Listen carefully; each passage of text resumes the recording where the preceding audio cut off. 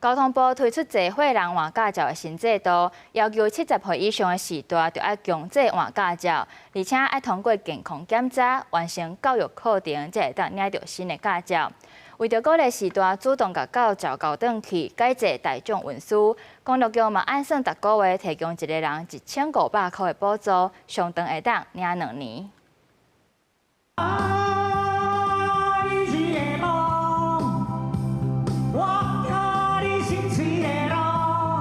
71岁的新文婷唱歌唱起来歌就有力的，不过若讲到赛车，就需要考验看卖呀。沈大哥，等等，我们真的准备好了吗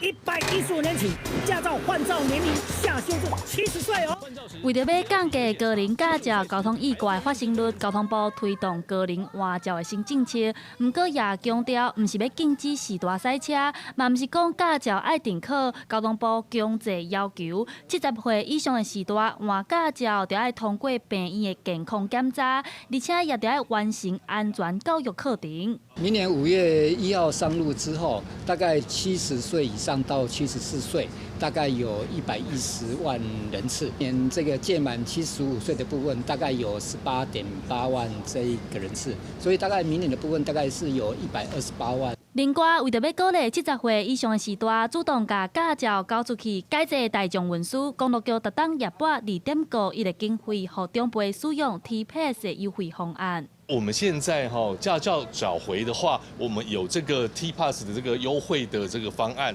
其实乡下也不用担心，因为我们几乎每一个乡下的乡镇市，它都会有幸福巴士跟幸福小黄的设置。针对时代的议题，红道老人基金会也做一份调查，发现伫咧社群顶面时大常常互人打负面的标签，亲像高龄驾驶、无照等等。基金会希望鼓励民众甲高龄驾驶改讲是高龄交通安全。 把老人问题概念做老人议题事件当中，去特别凸显高龄者交通事故发生的时候，当我们用